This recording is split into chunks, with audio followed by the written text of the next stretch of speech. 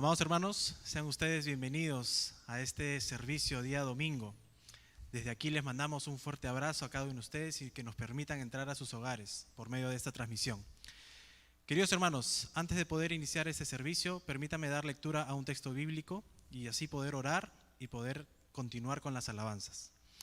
Este texto bíblico se encuentra en el Salmo 33 y vamos a dar lectura del verso 1 al verso 3. Salmo 33, versículos del 1 al 3. Dice así esta porción de la palabra: Alegraos, oh justos, en Jehová, en los íntegros es hermosa la alabanza. Aclamad a Jehová con arpa, cantadle con salterio y decacordio, cantadle cántico nuevo, hacedlo bien, tañendo con júbilo. ¿Qué te parece si oramos para poder iniciar este servicio? Padre bendito, en primer lugar agradecerte por este nuevo día que tú nos regalas, un nuevo día donde podemos tener la oportunidad nuevamente de poder alabar y glorificar tu nombre. Señor, queremos que todo este tiempo, todo este servicio y esta transmisión pueda ser un tiempo donde toda nuestra vida pueda darte de entera a ti la gloria a tu nombre. Señor, te alabamos, te glorificamos y que todo este tiempo, Padre Santo, sea un tiempo especial de comunión de la iglesia. Te alabamos en el nombre de Jesús. Amén. Amados hermanos, alabemos a nuestro buen Dios.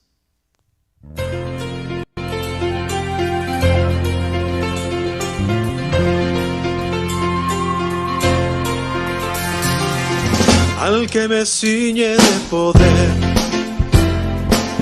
aquel que mi victoria es, solo a él alabaré, solo a él exaltaré. Al que me ciñe de poder, aquel que mi victoria es, solo a él alabaré, solo a él exaltaré. De ti será mi alabanza en la congregación. Cantaré y alabaré tu nombre, Señor. De ti será mi alabanza en la congregación. Cantaré y alabaré tu nombre, Señor. Al que me ciñe de poder, aquel que mi victoria es, solo a él alabaré, solo a él exaltaré. Al que me ciñe de poder, aquel que mi victoria es, solo a él alabaré, solo a él exaltaré. De ti será mi alabanza en la congregación. Cantaré y alabaré tu nombre, Señor. De ti será mi alabanza en la congregación. Cantaré y alabaré tu nombre, Señor. De ti será mi alabanza en la congregación. Cantaré y alabaré tu nombre, Señor. Tu nombre, Señor. Tu nombre, Señor.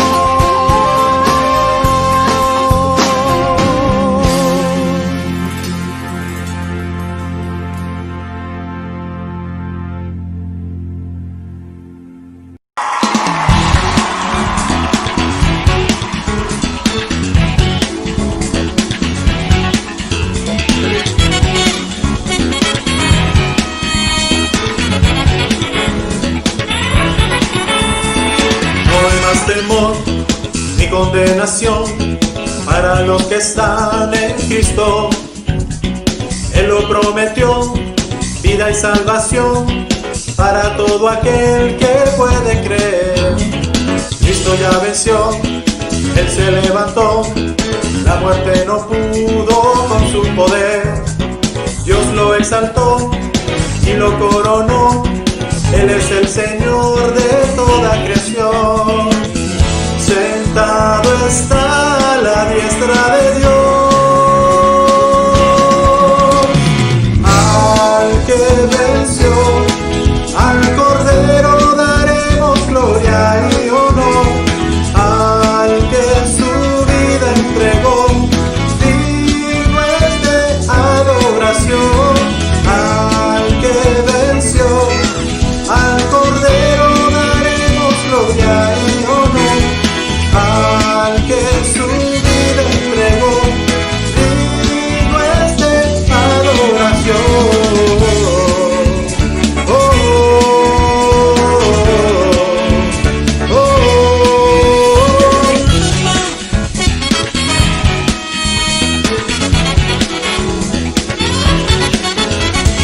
No hay más temor ni condenación para los que están en Cristo.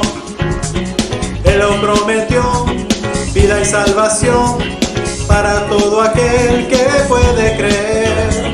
Cristo ya venció, Él se levantó, la muerte no pudo con su poder. Dios lo exaltó y lo coronó, Él es el Señor de toda creación. Sentado está a la diestra de Dios. Al que venció, al Cordero daremos gloria y honor. Al que su vida entregó, digno es de adoración. Al que venció, al Cordero daremos gloria y honor. Al que su vida entregó, digno es de adoración. Oh, oh, oh, oh, oh.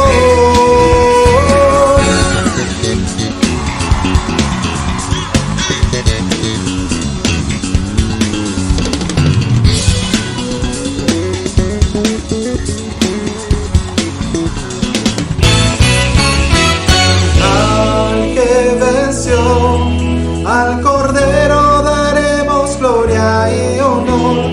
Al que su vida entregó, digno es de adoración.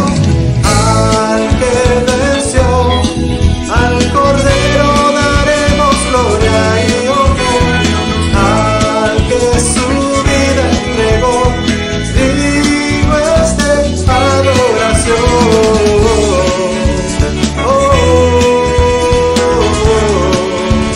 oh, oh.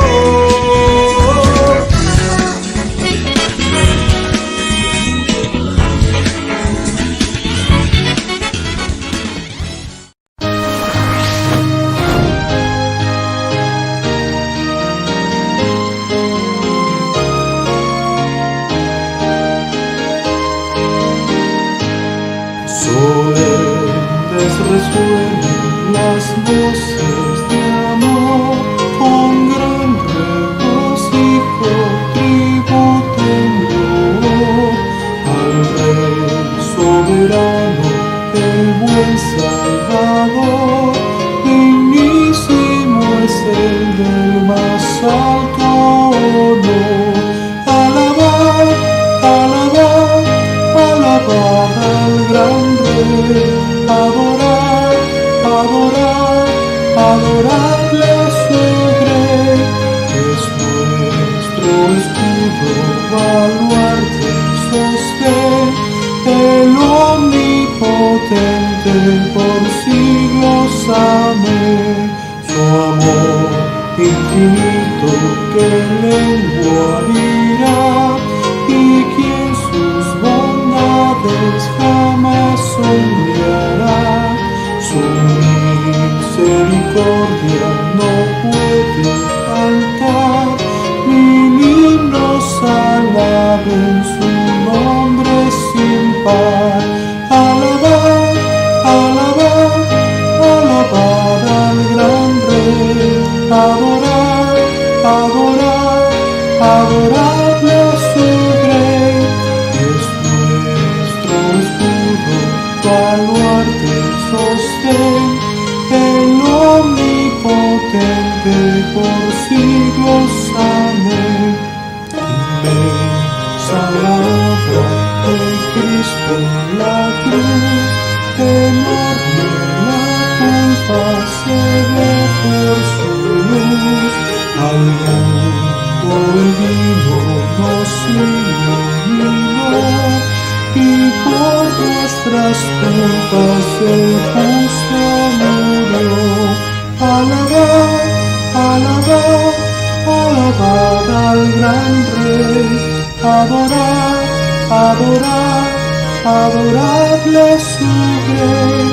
Es nuestro escudo, baluarte y sostén, el omnipotente por siglos. Amén.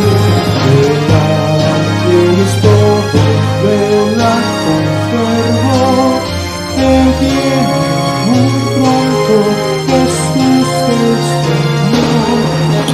Notas alegres vendrán a reinar, a su eterna gloria os ha de llevar. Alabar, alabar, alabar al gran Rey, adorar, adorar, adorarle a su Rey. Nuestro escudo, baluarte, sostén, el omnipotente por siglos.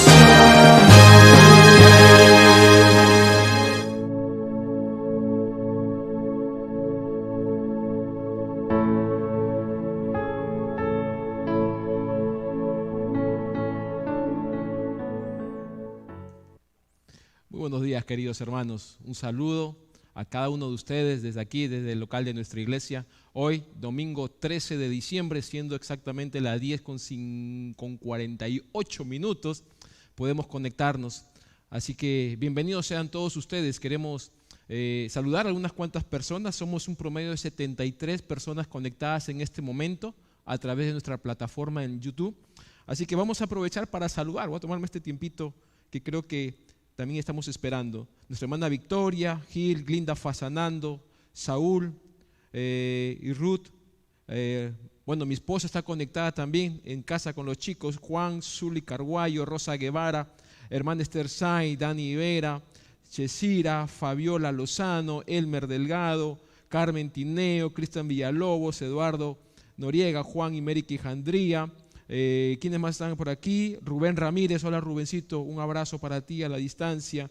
Aide Cabanillas, Telma, Juan Beltrán, Dora Carrasco, Gloria Vélez, María Castillo. Bienvenidos, hermanos. Pasen la voz, manden un mensaje de WhatsApp a todos sus contactos que el culto ya empezó, así que es lindo poder participar de este tiempo juntos. Vaya orando, recuerde que los días se acortan para Dios mediante nuestro próximo reencuentro. Vamos a tener un tiempo de oración. Yo le invito a abrir su Biblia en el libro de los Hechos, en el capítulo 6. Hechos, capítulo 6. Vamos a tomar este texto para tener un tiempo de oración. Yo estoy leyendo la Nueva Biblia de las Américas, ¿correcto? Hechos, capítulo 6. Por aquellos días, al multiplicarse el número de los discípulos, surgió una queja de parte de los judíos helenistas en contra de los judíos nativos, porque sus viudas eran desatendidas en la distribución diaria de los alimentos. Entonces los 12 convocaron a la congregación de los discípulos y dijeron: no es conveniente que nosotros descuidemos la palabra de Dios para servir las mesas. Por tanto, hermanos, escojan de entre ustedes 7 hombres de buena reputación, llenos del Espíritu Santo y de sabiduría, a quienes podamos encargar esta tarea, y nosotros nos encargaremos a la oración y al ministerio de la palabra. Lo propuesto tuvo la aprobación de toda la congregación y escogieron a Esteban, un hombre lleno de fe y del Espíritu Santo, a Felipe, Prócoro, Nicanor, Timón, Pármenas, Nicolás, un prosélito de Antioquía. A estos los presentaron ante los apóstoles y después de orar pusieron sus manos sobre ellos. Y la palabra de Dios crecía y el número de los discípulos se multiplicaba en gran manera en Jerusalén y muchos de los sacerdotes obedecían a la fe. Yo te invito ahí donde estás, quizás en tu habitación, en la sala, en la cocina, a que podamos tener un tiempo breve de oración, tomando como referencia el texto que hemos leído. Vamos a orar. Señor, en esta mañana, en primer lugar, queremos darte las gracias por permitirnos encontrarnos de manera virtual. Aun cuando quizás la mayoría de nosotros no podamos ver nuestros rostros, sabemos que están ahí.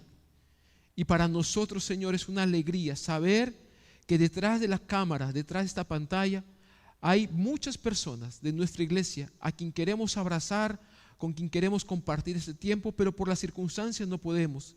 Sin embargo, alegra nuestro corazón el hecho de poder seguir viviendo esta dinámica de ser iglesia. Padre, y cuando leemos este texto, podemos recordar y reconocer que la iglesia no está libre de pasar situaciones que afecten su dinámica, pero sin embargo, una iglesia saludable, en medio de las adversidades, encuentra formas creativas de cómo seguir viviendo la realidad y la verdad de ser iglesia. Gracias, Señor, por cada uno de los hermanos que en esta mañana disponen de su tiempo, disponen su capacidad, de sus talentos y sus dones para que esto sea posible. Gracias porque tú has dotado, Señor, a tus hijos de todo aquello que tu iglesia necesita para poder sacar adelante y poder cumplir con la tarea que nos has encomendado, adorar a Cristo y anunciar a Cristo. Gracias, Señor, porque en medio de tu iglesia vemos hombres y mujeres con el corazón de siervo y de sierva, dispuestos a poner el hombro para servir a otros. Y esto, Señor, si algo hace es propiciar que tu iglesia siga creciendo, que la palabra de Dios siga siendo extendida, Señor. Y te damos las gracias por ello. En esta mañana, Señor, te pedimos que podamos disfrutar y aprovechar al máximo este tiempo, adorando y alabando tu nombre por medio de los cánticos, reconociendo tu señorío, tu soberanía y tu gobierno sobre nuestras vidas y sobre tu iglesia y sobre las circunstancias que estamos viviendo.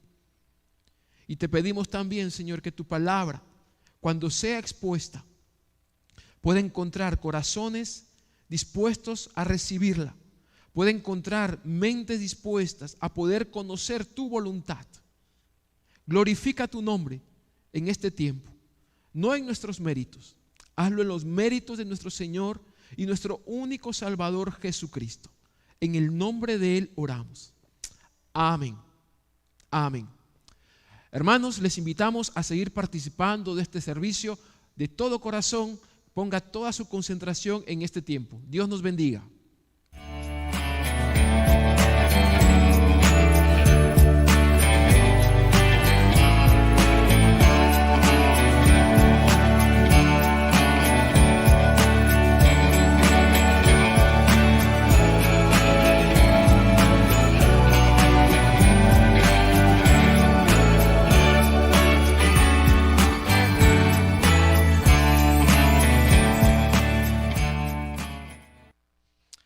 Amados hermanos, antes de tener el tiempo de meditar en la palabra, permíteme poder leer un texto bíblico que nos invite a poder aperturar nuestro corazón a recibir la palabra y asimismo también poder cantar una alabanza que nos ayude en este tiempo. El Salmo 33, versículos 4 y 5 va a decir lo siguiente: porque recta es la palabra de Jehová y toda su obra es hecha con fidelidad. Él ama justicia y juicio. De la misericordia de Jehová está llena toda la tierra. Cantemos a nuestro buen Dios antes de tener el tiempo de la meditación.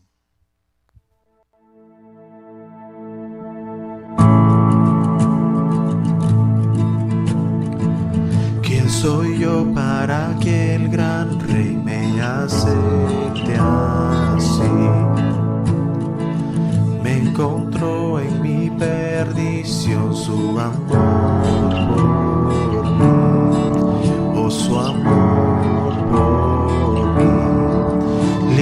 soy en Él, libre en verdad, soy hijo de Dios, si lo soy. Libre soy, Él me rescató, su gracia. Aun siendo yo un pecador, Él murió por mí. Si murió por mí, libre soy en Él, libre en verdad, soy hijo de Dios, si lo soy.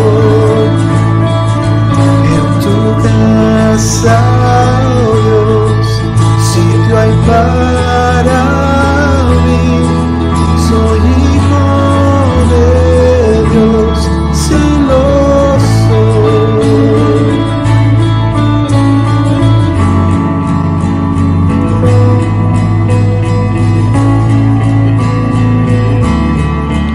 Escogido, perdonado, yo soy quien dices que soy. Vas conmigo a mi lado, yo soy quien dices que soy. Escogido, perdonado, yo soy quien dices que soy. Vas conmigo a mi lado, yo soy quien dices que soy. Yo soy quien dices que soy. Libre soy en Él, libre en verdad, soy hijo de Dios, si lo soy. En tu casa, oh Dios, sitio hay para mí, soy hijo de Dios, si lo soy. En tu casa, oh Dios, sitio hay para mí, soy hijo de Dios, si lo soy.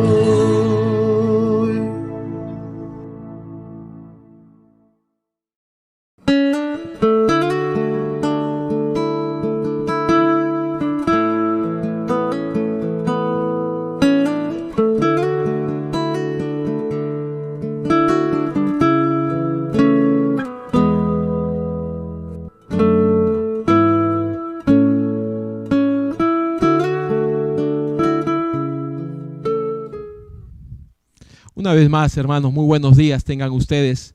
Ahí donde se encuentran en sus casas, me imagino que estarán ya listos para poder tener este tiempo con la palabra. Yo le animo, una vez más, aun cuando no podamos vernos, desarrollar o mantener la reverencia y la devoción apropiada para este tiempo.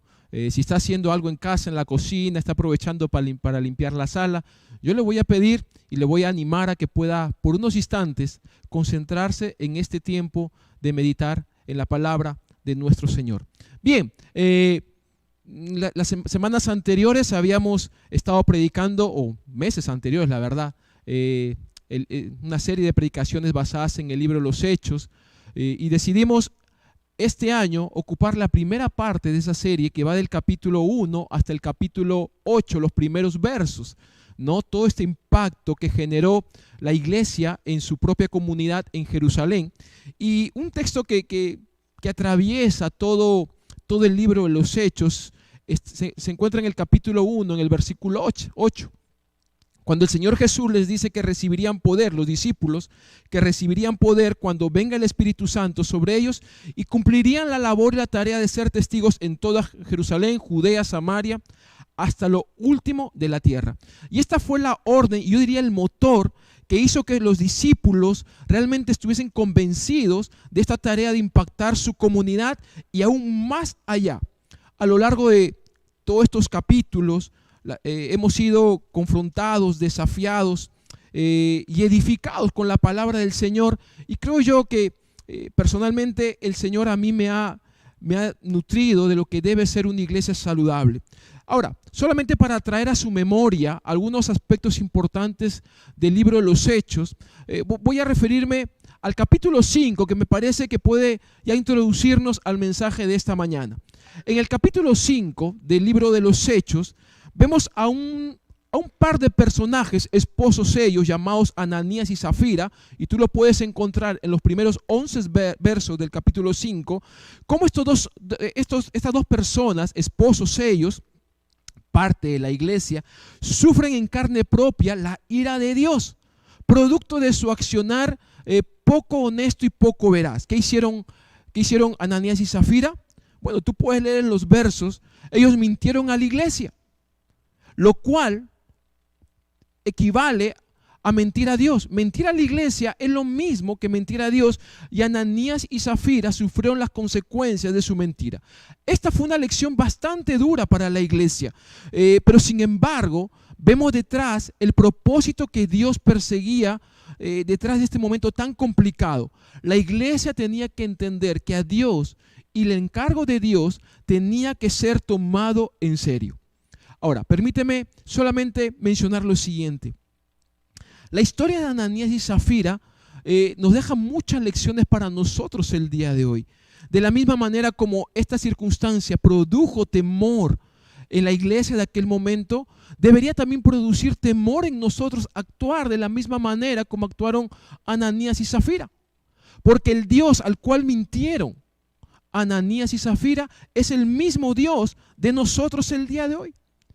Y la reverencia que produjo, o el temor que produjo en los cristianos de aquella época, debería ser producido también en nosotros el día de hoy. Una de las segundas cosas que la historia de Ananías y Zafira nos hizo recordar es que la mayor amenaza para la predicación del evangelio no siempre viene de afuera. La mayor amenaza para que el evangelio sea predicado surge desde adentro de la propia iglesia. Y esa amenaza tiene un nombre. Se llama hipocresía. Y es que si no somos sinceros y veraces en nuestro andar cristiano, lo que va a sufrir no solamente es nuestro testimonio, sino el testimonio de la iglesia. En los versículos 12 al 16 vemos que la iglesia sigue cumpliendo con su tarea, ¿no? Sigue predicando el evangelio, sigue haciendo señales y prodigios que no son más que simplemente la confirmación del testimonio de Dios para el mundo. Es la manera como Dios respaldaba la predicación de los discípulos.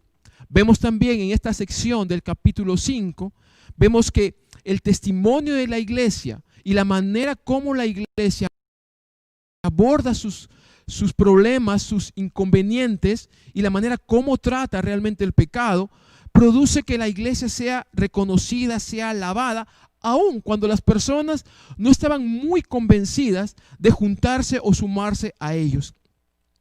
Vemos también cómo el poder de Dios se va haciendo manifiesto de manera sobrenatural, al punto que dice esta sección del capítulo 5 que bastaba con la sombra de Pedro para que muchas personas experimentaban en sí mismos milagros sobrenaturales. La iglesia sigue creciendo, nada detiene el testimonio de la iglesia. En los versículos 17 al 32, vemos cómo Pedro y Juan, acompañados del resto de los apóstoles, siguen predicando, y esta predicación, este testimonio, así como despierta la alabanza de algunos de la ciudad, pues también despierta los celos de las autoridades religiosas. Y los apóstoles, una vez más, son encarcelados, pero por la gracia de Dios, sabemos por el relato de Lucas, que terminan siendo liberados. Pero es interesante aquí resaltar algo. Primero, que nuestro mensaje es un mensaje de vida. Y un mensaje de vida debe ser anunciado con urgencia porque es importante. Muchas almas que están muertas espiritualmente necesitan y deben escuchar el mensaje del evangelio que trae vida a sus vidas. Vemos que la predicación, una vez más, no es solo un asunto de vital importancia, sino que es un asunto de urgencia, algo que debe hacerse y no debe dejar de cumplirse. Pero ocurre algo interesante, y permítame llevar su mirada al versículo 40 del capítulo 5. Fíjate lo que Lucas nos va a narrar. Dice la segunda parte del verso 40. Y después de llamar a los apóstoles, los azotaron y les ordenaron que no hablaran más en el nombre de Jesús y los soltaron.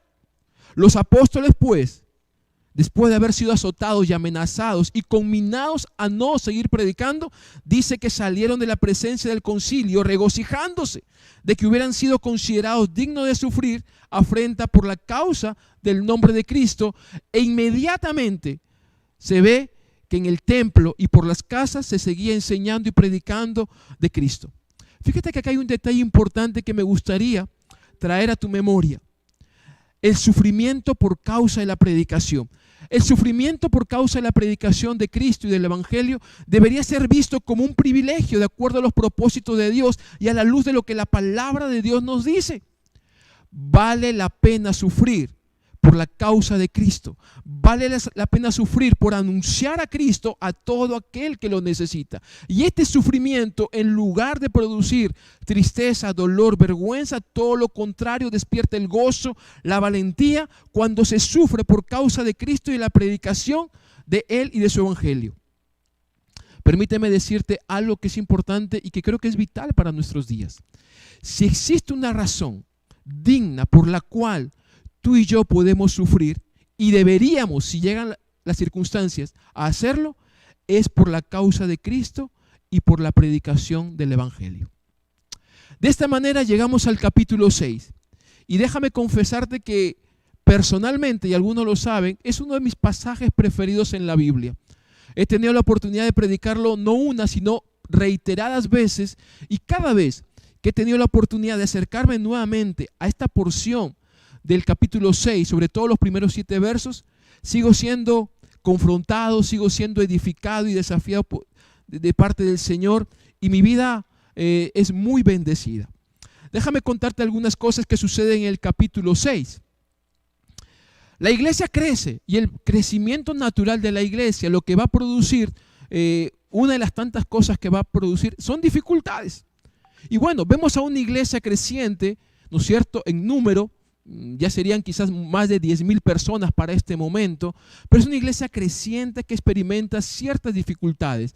Hay un grupo de personas que están siendo desatendidas, ¿no es cierto?, al interior de la iglesia, que sus necesidades no están siendo cubiertas, y los apóstoles, la primera decisión que toman es tratar ellos de poder cubrir esta necesidad. Sin embargo, vemos por el contexto del pasaje que ellos no pueden hacerlo porque tienen otras prioridades, y en este caso convocan a la iglesia para que ellos puedan elegir dentro de toda su membresía, dentro de toda su congregación, a un grupo de personas particulares que puedan cumplir con esa tarea. Establecen un número y establecen además un perfil particular del cual hablaremos en unos instantes. Y todo esto con el único propósito de que las personas sean atendidas en sus necesidades, pero además para que ellos no terminen desviándose de cuáles serían sus tareas principales, la predicación y la oración. De esa manera, ambas cosas se cumplirían. Los apóstoles seguirían predicando y las personas al interior de la iglesia serían atendidas en cada una de sus necesidades. Y este pasaje nos permite ver cómo es el ministerio desde la perspectiva de los apóstoles. Y fíjate, desde la perspectiva de los apóstoles, debemos decir lo siguiente. Eran personas que habían sido llamadas, preparadas para asumir este rol de liderazgo en la iglesia. Todos tenemos un llamado del Señor, el cual debe ser cumplido. Todos, al interior de la iglesia, tenemos un llamado del Señor. Y la realidad es que nosotros podemos experimentar ciertas distracciones que impidan que ese llamado se cumpla. Distracciones naturales, no cuestionables, pero finalmente son distracciones que no deberían impedir que aquellos que cumplen una tarea particular en la iglesia la descuiden por cumplir otras o por cubrir otras áreas que están sufriendo algún tipo de dificultad. Para eso necesitamos en primer lugar muchísima humildad y sabiduría para reconocer que no podemos hacer todo y que hay asuntos dentro de la iglesia que en lugar de atenderlos nosotros deberían ser delegados a otras personas con capacidades y con ciertos perfiles adecuados para esa tarea. Una de las cosas que yo aprendo siempre de este pasaje, al cual vuelvo eventualmente, es a enfocarme en aquello que Dios me ha llamado a hacer. Yo puedo tener la buena intención de poder colaborar con otras tareas porque a lo mejor faltan manos, pero hacerlo me va a llevar a mí de alguna u otra manera a descuidar aquello que Dios me ha llamado a hacer. En segundo lugar, si yo hago aquello que Dios no me ha llamado a hacer, también le estoy quitando la oportunidad a que otras personas al interior de la iglesia puedan ser usadas por Dios para cubrir esas necesidades. En medio de este contexto, una iglesia creciente, una iglesia con dificultades que están siendo atendidas sabiamente, aparece la historia de un cristiano muy particular. Y este cristiano se llamó Esteban. Y quizás de Esteban lo que más conocemos de él es que fue el primer mártir en la historia de la iglesia. Pero antes de ser mártir, Esteban fue un verdadero discípulo de Jesús. El mensaje de esta mañana yo lo he titulado de la siguiente manera: carácter y ministerios, dos marcas de un discípulo y un futuro mártir del evangelio. Porque de Esteban conocemos su sacrificio. De Esteban conocemos que él fue apedreado por causa de su fe en Cristo, por causa de argumentar y defender su convicción de ser un discípulo, un seguidor fiel de Cristo. Pero Esteban, antes de ser mártir y de pagar con su vida su compromiso con el Señor Jesús, fue primero un discípulo. Y cuando hablamos de discípulo, estamos hablando de un seguidor que de manera disciplinada, ¿no es cierto?, sigue las enseñanzas y las prácticas de un maestro. Y Esteban fue discípulo de Jesús.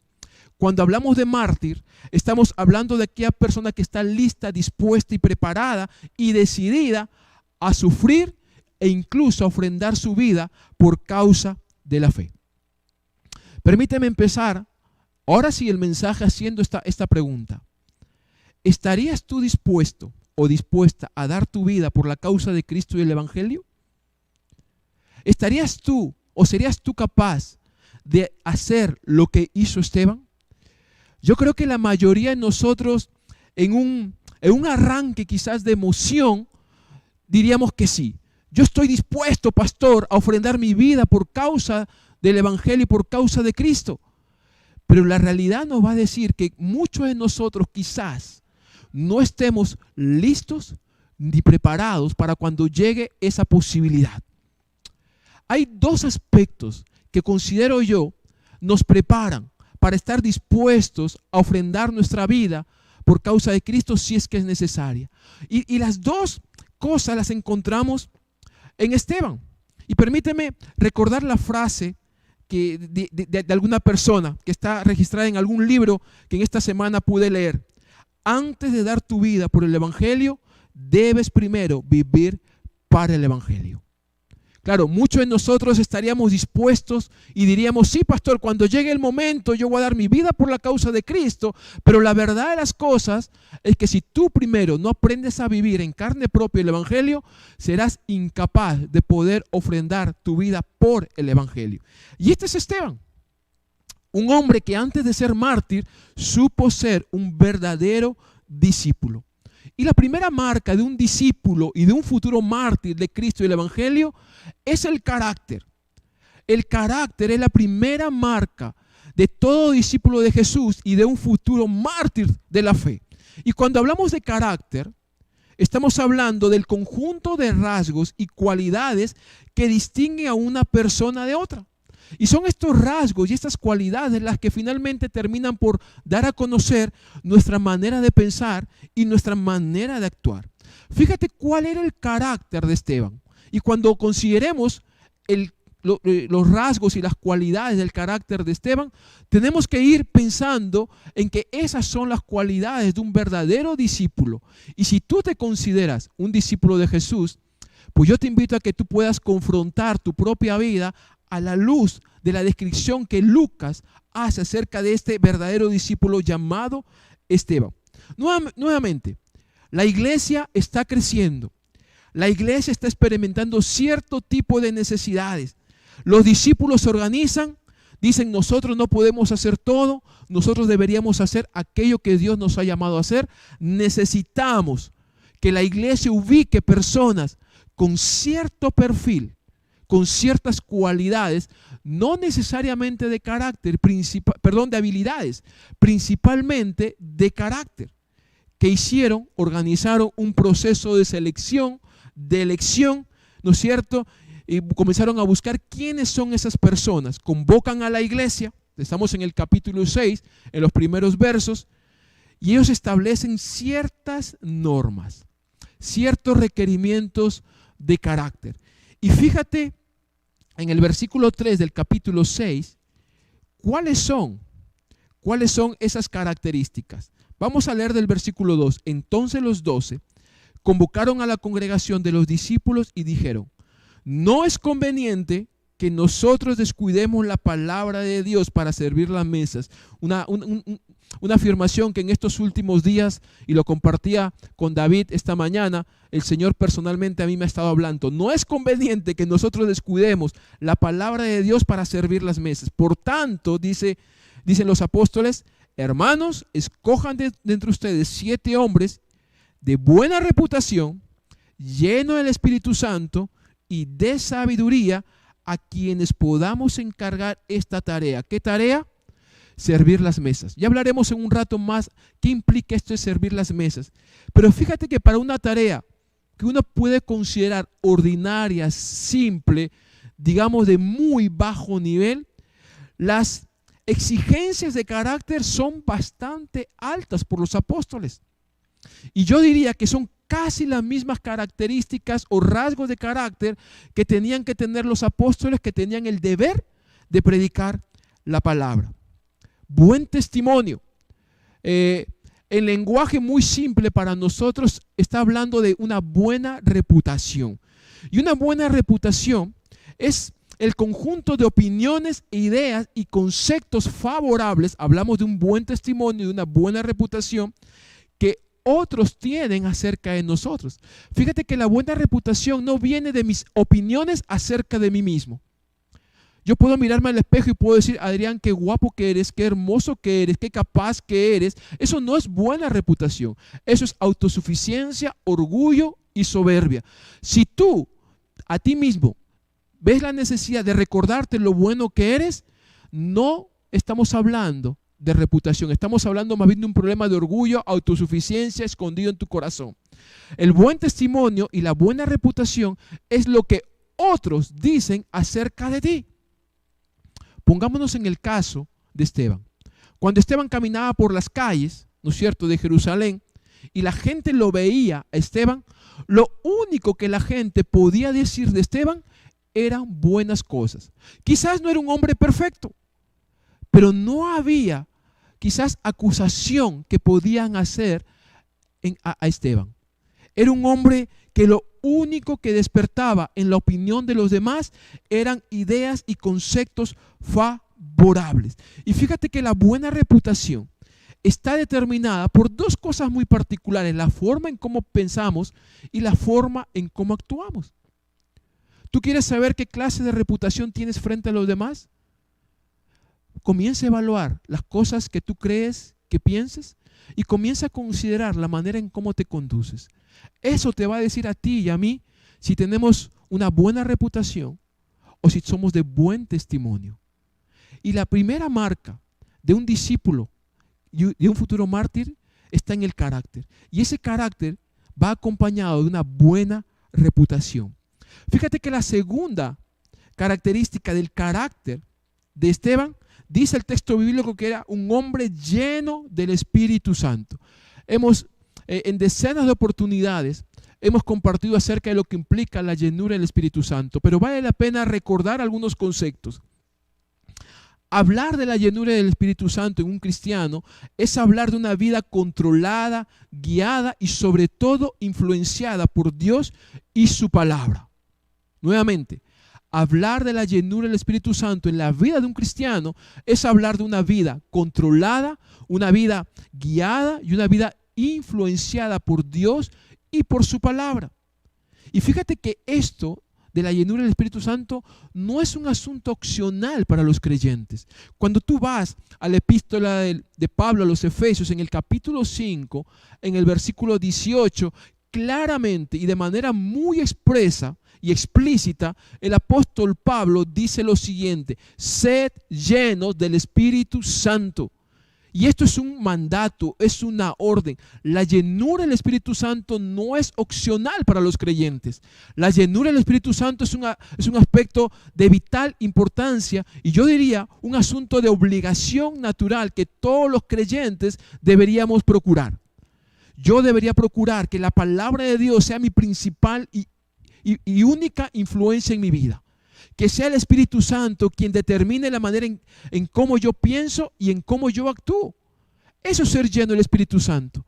Cuando Esteban iba por la calle, no solamente la gente decía: qué buen cristiano que es Esteban, mira cómo habla, mira cómo se conduce, sino que además de eso, una de las cosas que decía: este muchacho o esta persona o este creyente es controlado y es guiado por Dios. La palabra de Dios siempre es determinante en sus decisiones. Hemos dicho que la llenura del Espíritu Santo no es opcional. Resulta ser una obligación para el creyente, pero también para la iglesia. Deberíamos procurar, deberíamos esforzarnos, deberíamos hacer todo lo posible, no solamente por ser cristianos llenos del Espíritu Santo, sino por ser una iglesia que pueda distinguirse por su buen testimonio ante la comunidad, pero también por ser una iglesia que sigue los lineamientos de Dios expresados en su palabra. Algo más que es importante mencionar en cuanto a la llenura del Espíritu Santo es que la llenura del Espíritu Santo no es una experiencia, es un estilo de vida. ¿Y a qué me refiero? Que la llenura del Espíritu Santo no ocurre en un momento y queda ahí. No es un momento, no es una experiencia que empieza en la mañana y acaba en la noche. No es una experiencia que empieza a una hora y acaba después de unos minutos. La llenura del Espíritu Santo resulta ser un estilo de vida, algo que debe ser permanente en la vida del cristiano. Hay muchas maneras de cómo ser lleno del Espíritu Santo, pero principalmente la principal fuente de cómo el Espíritu Santo nos controla, nos guía e influye en nuestra vida es a través de su palabra. Por eso que en nuestra iglesia siempre insistimos, y usted es testigo, insistimos y motivamos y alentamos que todos los miembros de nuestra iglesia estudien la palabra, porque estudiar la palabra te va a permitir conocer a Dios, conocer la voluntad de Dios, y tu vida será influenciada, tus decisiones serán guiadas por Dios y por su palabra. Y serás una persona llena del Espíritu Santo. De esa manera tus pensamientos y tus acciones serán aprobadas por Dios. Pero además, en el texto bíblico, en el versículo 3 del capítulo 6, vemos que hay una tercera característica. La primera es el buen testimonio, que hemos dicho que es la reputación, lo que dicen otros acerca de nosotros. En segundo lugar, hemos dicho que la segunda marca que distingue el carácter cristiano en los discípulos de Jesús es que son llenos del Espíritu Santo. Esto quiere decir que viven vidas guiadas, controladas e influenciadas por Dios a través de su palabra. Pero Lucas agrega un detalle adicional mencionado y considerado por los apóstoles.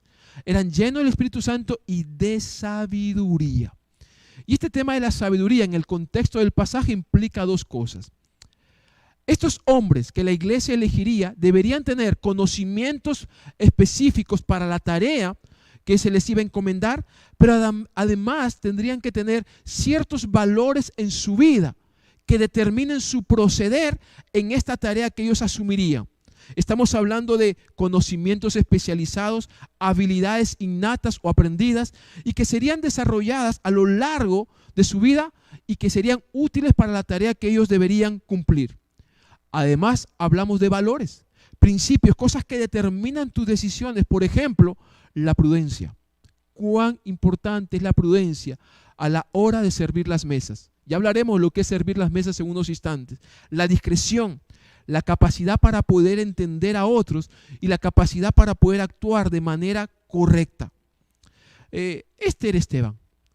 No era cualquier clase de persona. Y un detalle que a mí particularmente llama la atención es que de los 7 nombres que fueron considerados, el de Esteban es nombrado en primer lugar. Y esto me hace pensar que si bien los 7 tenían estas características, en la persona de Esteban, estos rasgos particulares de ser lleno del Espíritu Santo, de ser lleno de sabiduría y de contar con una correcta y una favorable reputación de parte de los demás, resaltaban por encima de los otros. Este es el carácter de Esteban. Y Esteban es el ejemplo del carácter que debe distinguir a todo discípulo de Cristo y a todo aquel que en un futuro estaría dispuesto a ofrendar la vida por causa de Cristo y el Evangelio. Si tú y yo no cultivamos un carácter cristiano, seremos incapaces de responder a las demandas del Evangelio. Y te lo vuelvo a repetir. Si tú y yo no somos capaces de cultivar un carácter cristiano, háblese de buena reputación, llenos del Espíritu Santo, una vida controlada por Dios y por su palabra, una vida donde desarrollamos conocimientos y habilidades propias para el ministerio, seremos incapaces de, cuando llegue el momento de responder y de dar testimonio a nuestra fe, seremos incapaces de hacerlo. El andar de Esteban, ¿no es cierto?, en todo momento realmente trajo mucha bendición a la iglesia, porque aportó al crecimiento de la iglesia. La segunda marca de un discípulo de Cristo y un futuro mártir es el ministerio. Fíjate que no basta con construir un carácter, es necesario también desarrollar un ministerio. Y cuando hablamos de ministerio, y déjame describirte estos conceptos, porque me parece que hoy más que nunca son necesarios que la iglesia y los creyentes podamos recordar o aprender ciertos conceptos que son necesarios para la marcha, para la edificación de la iglesia de Cristo. Cuando hablamos de ministerio, estamos hablando de aquella área o función dentro de la iglesia en la cual se encarga cumplir con una tarea particular. Por ejemplo, tenemos aquí el ministerio entre los jóvenes, el ministerio entre los niños, el ministerio de las transmisiones. Son áreas que tenemos al interior de nuestra iglesia que cumplen una tarea particular, ¿no es cierto?, que atienden ciertas necesidades de un grupo de personas. Y creo que en la iglesia hemos cometido un error bastante grande respecto al ministerio. Hemos convertido al ministerio o hemos encerrado al ministerio en un concepto de trabajo. Sí, de un trabajo. Hay cristianos, hay creyentes que creen que el ministerio es un trabajo. Por eso que tienen la idea de que los que ministran, los que sirven en la iglesia, solamente son el pastor, el obrero local, el pastor asistente, el misionero, incluso la secretaria, etcétera, etcétera. Pero el ministerio cristiano, en su correcto concepto y definición de lo que es bíblicamente hablando, el ministerio cristiano no está restringido a unos cuantos. El ministerio cristiano no es un trabajo, ¿no es cierto? Aun cuando ciertas tareas demandan contratar a una persona que se dedique a tiempo completo, como en el caso de los pastores, en el caso de la secretaria, pero el ministerio cristiano realmente no está restringido a unos cuantos, sino que el ministerio realmente involucra a todos los creyentes. Y aquí me detengo para simplemente hacerte una pregunta y provocar tu reflexión. Si el ministerio es un asunto que le concierne no a unos cuantos, sino a todos los creyentes y a todos los miembros de la iglesia, mi pregunta es muy sencilla y muy directa. ¿Cuál es tu ministerio? ¿Qué estás haciendo tú, ¿no?, al interior de la iglesia, como parte de esta iglesia, para poder apoyar a que ciertas necesidades y ciertas tareas se cumplan? El ministerio o ministrar es un llamado común para todos los cristianos. Eso quiere decir que si tú no estás en algún ministerio, no estás sirviendo, no estás ministrando a otros al interior de la iglesia, porque empieza ahí, también tiene un efecto en tu casa, en tu hogar, pero también llega a la comunidad. Déjame decirte que tú puedes tener todo el carácter cristiano, pero hay un aspecto en tu vida que no está siendo logrado, que es el ministerio. Y tenemos a Jesús. Jesús es el modelo de servicio. Cuando tú vas al Evangelio de Marcos, capítulo 10, versículo 45, Jesús dice algo que muchos cristianos hemos olvidado. Él ha venido a servir y no a ser servido. Y muchos de nosotros, los creyentes, somos parte de la iglesia y esperamos que otros nos sirvan. Y no está mal esa expectativa, pero es una expectativa incompleta. Es necesario que también nosotros nos involucremos en el servicio y en el ministerio.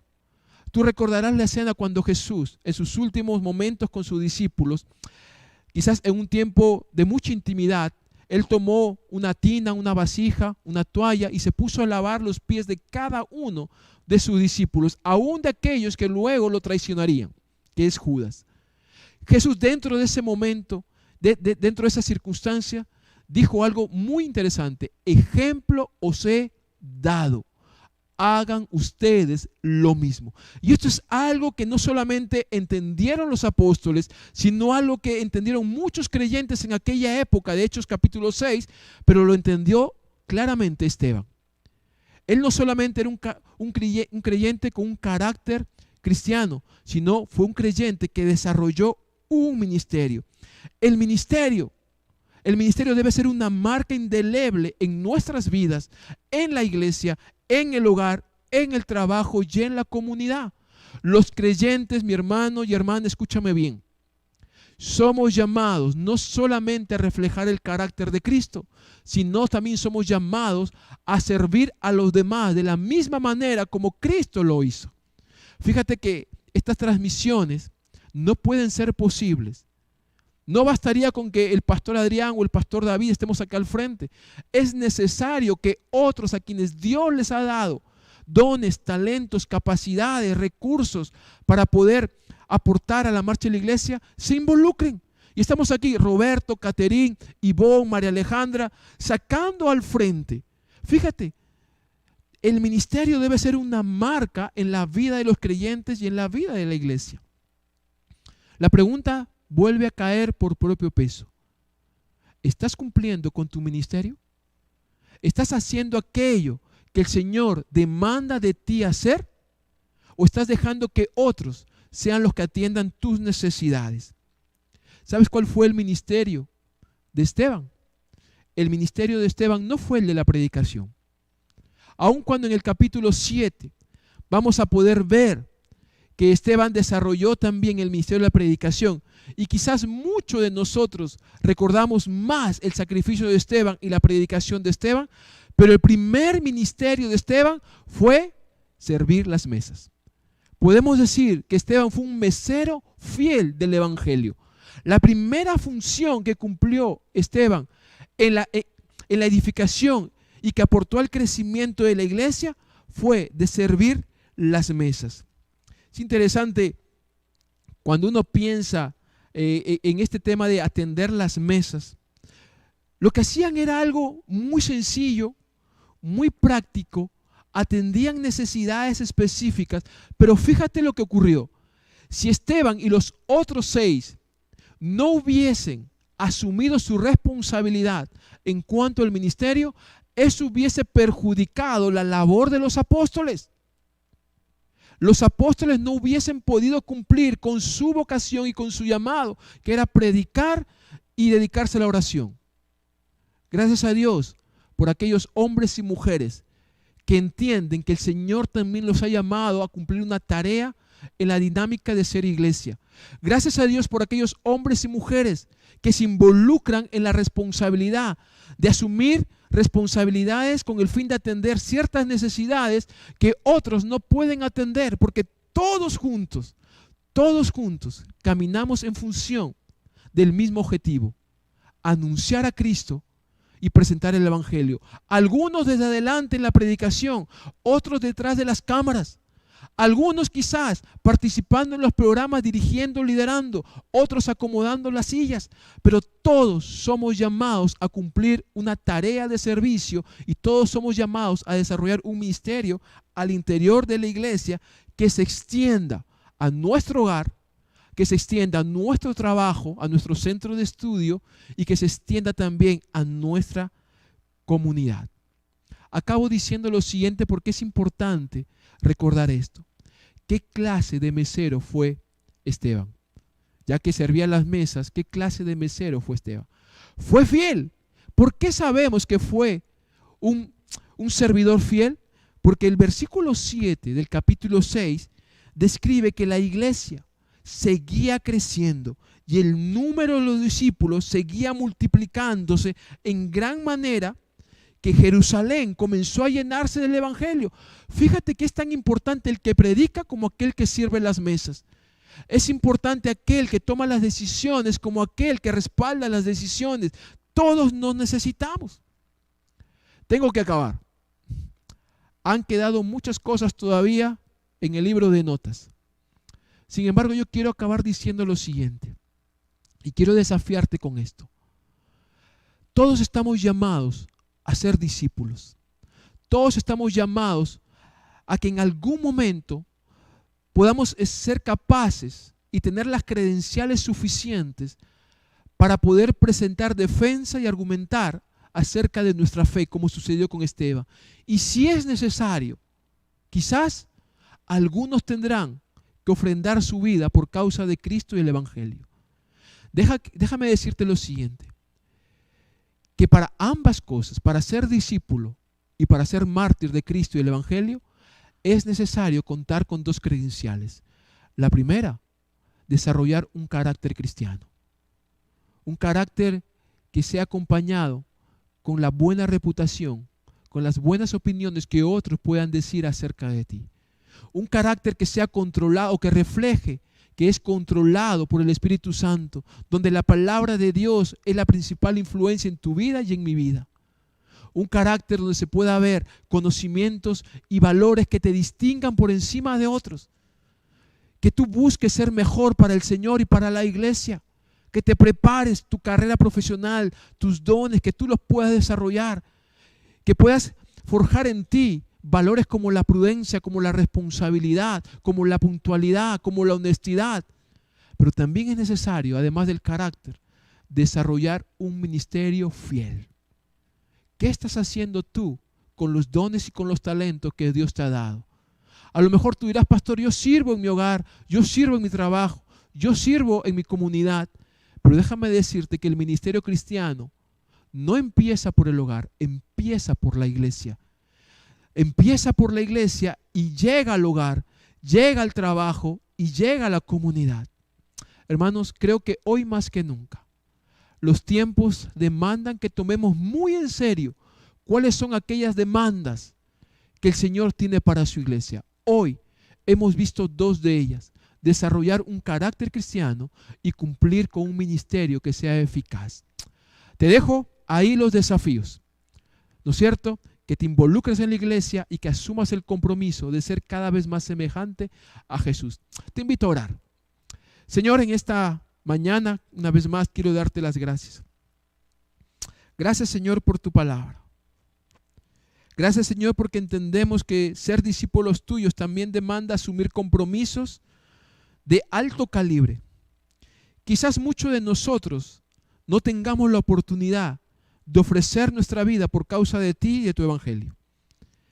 Pero yo sí creo que a diario muchos de nosotros somos exigidos en mantener nuestra fidelidad a ti, en mantener nuestras convicciones firmes en un mundo que es opuesto y contrario a ti, que piensa diferente a ti. Señor, danos el carácter de Cristo, que el poder del Espíritu Santo, que fue dado para ser testigo, también transforme nuestro carácter. Que el poder del Espíritu Santo nos ayude a poder desarrollar un ministerio que sea eficaz y de impacto para la iglesia, para la comunidad, para nuestros hogares. Oramos en el nombre de Cristo Jesús. Amén. Amén. Antes de seguir con el servicio de esta mañana, yo quiero invitarte a que puedas estar conectado a nuestras actividades de la iglesia. Recuerda que el día miércoles tenemos nuestro servicio de oración e instrucción y lo hacemos vía Zoom. Ya no lo hacemos por Facebook, ya no lo hacemos por YouTube, lo hacemos vía Zoom.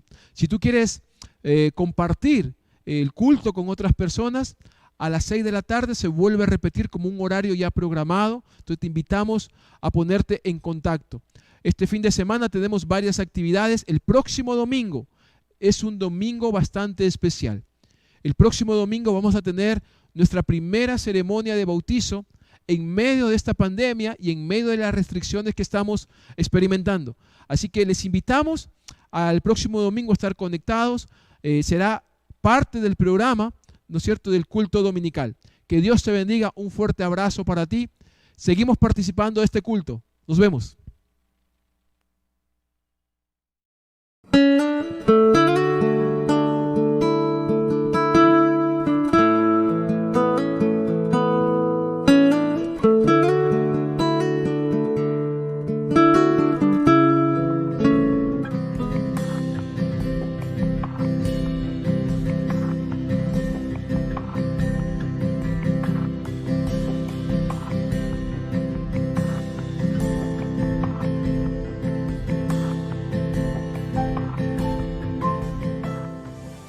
¿Qué enseña la Biblia acerca de los diezmos y ofrendas?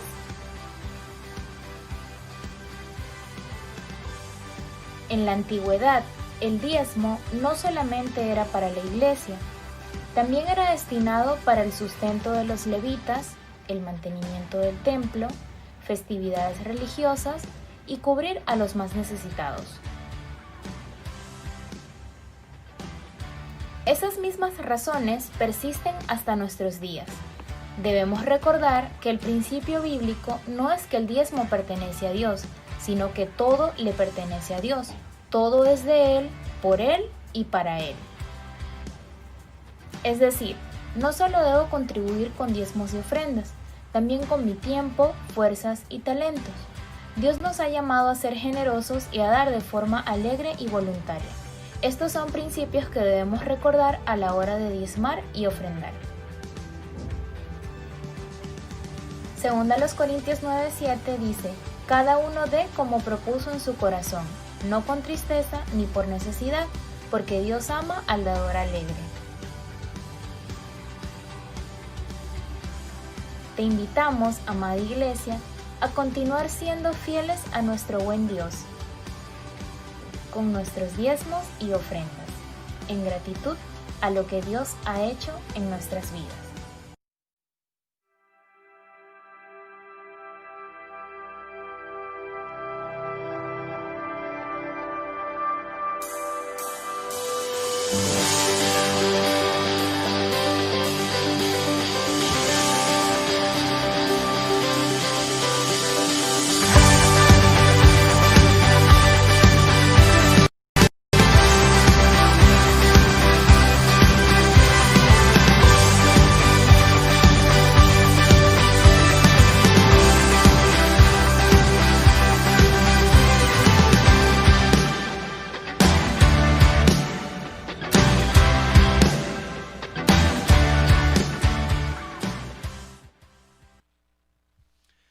Bien, hermanos, vamos a orar para este tiempo de ofrendas. Oremos. Dios bendito, agradecerte, Señor, por tus bondades, por tus misericordias en nosotros. Gracias, Señor, porque tú siempre provees a nuestros hogares y cuidas siempre de nuestra familia, cuidas de tu iglesia en todo tiempo. Aún en medio de la necesidad y de las temporadas difíciles, podemos sentir tu mano, Señor, cuidando de nosotros y proveyendo para nuestros hogares. Agradecerte, Señor, porque tú mueves nuestro corazón a poder ofrendar y poder diezmar para el sostenimiento de esta obra. Gracias, Padre Santo, sé tú proveyendo y bendiciendo a tu iglesia.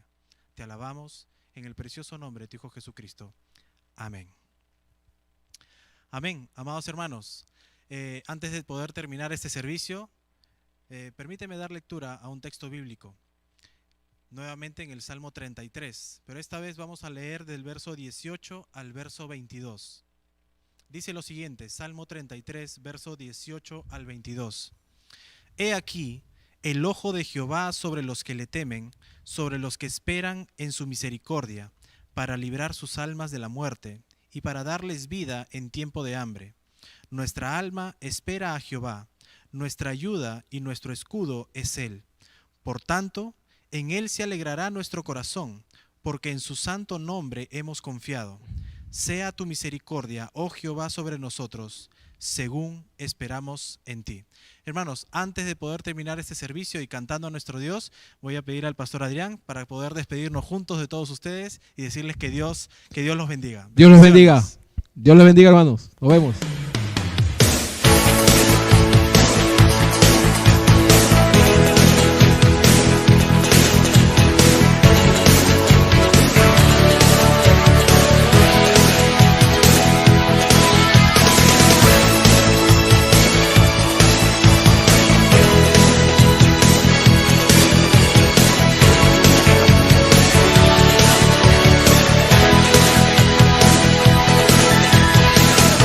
Cuán dulces son a mi ser tus palabras, más que la miel en mi boca sedienta.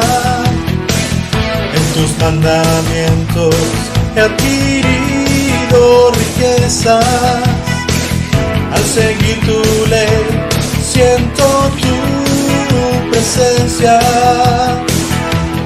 pues lumbrera es a mis pies tu palabra, mi guía y mi sostén en mi camino, pues lumbrera es a mis pies tu palabra, mi guía y mi sostén en mi camino.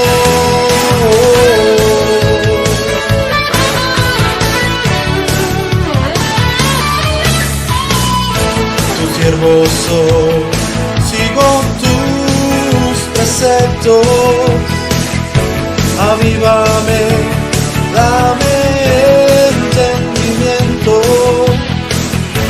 enséñame a guardar tu palabra, así siempre tú mi delicia será, pues lumbrera es a mis pies tu palabra, mi guía y mi sostén en mi camino, pues lumbrera es a mis pies tu palabra, mi guía y mi sostén en mi camino.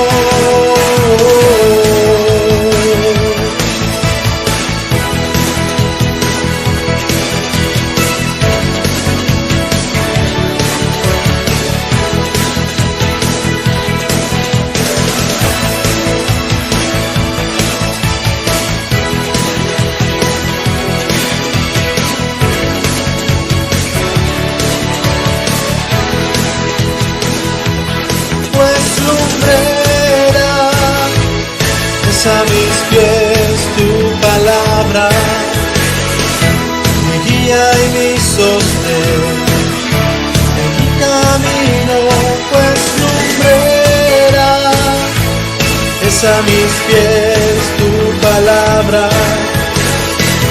mi guía y mi sostén